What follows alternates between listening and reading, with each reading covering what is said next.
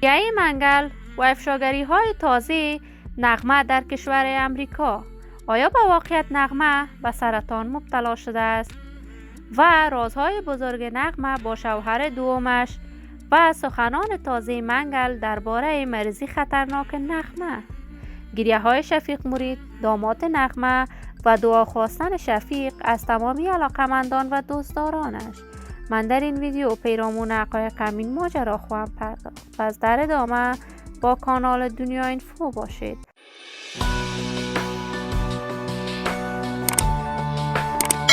سلام، شما را خوش آمدید میگم به یکی دیگر از ویدیوهای جذاب کانال من. برای دوست شدن با کانال دنیا اینفو علامت سابسکرایب را فشار دهید تا از ویدیوهای دیگر کانال من هم آگاه شوید. نغمه هنرمند سابقه دار، ناماشنا، پیشکسوت و یکی از هنرمندان خانمه که حتی لقب استادی را در هنر موسیقی افغانستان کسب کرده است. نغمه کارهای هنری بیشماری برای دوستداران و علاقمندانش در سرتاسر جهان اجرا می کرد. کنسرت‌های نغمه چنان خوب می درخشید و علاقمندان وی بیشتر از 10,000 نفر در کنسرت‌هایش اشتراک می کرد. نغمه سفرهای متعددی به کشور پاکستان و دبی داشته است.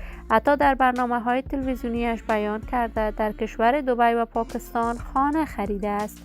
نغمه با منگل در سن 18 سالگی ازدواج کرد و ثمره ازدواجش اکنون 5 فرزند می باشد.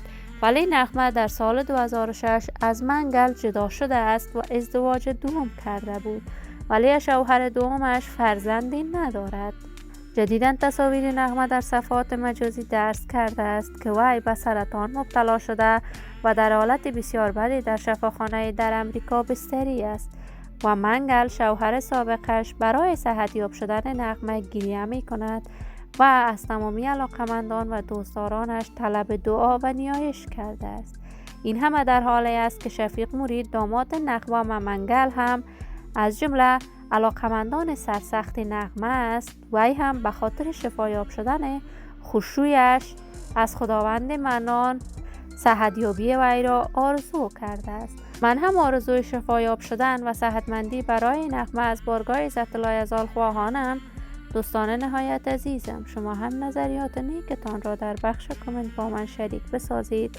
این ویدیو را با علاقمندان و دوستداران نغمه و منگل به اشتراک بگذارید. اگر تا هنوز دوست کانال دنیا اینفو نشدید، پس برای حمایت از من علامت سابسکرایب را فشار دهید تا ویدیوهای دیگر کانال من را از دست ندهید. سلامتی شما عزیزان آرزوی من است. تا درود دیگر، بدرود.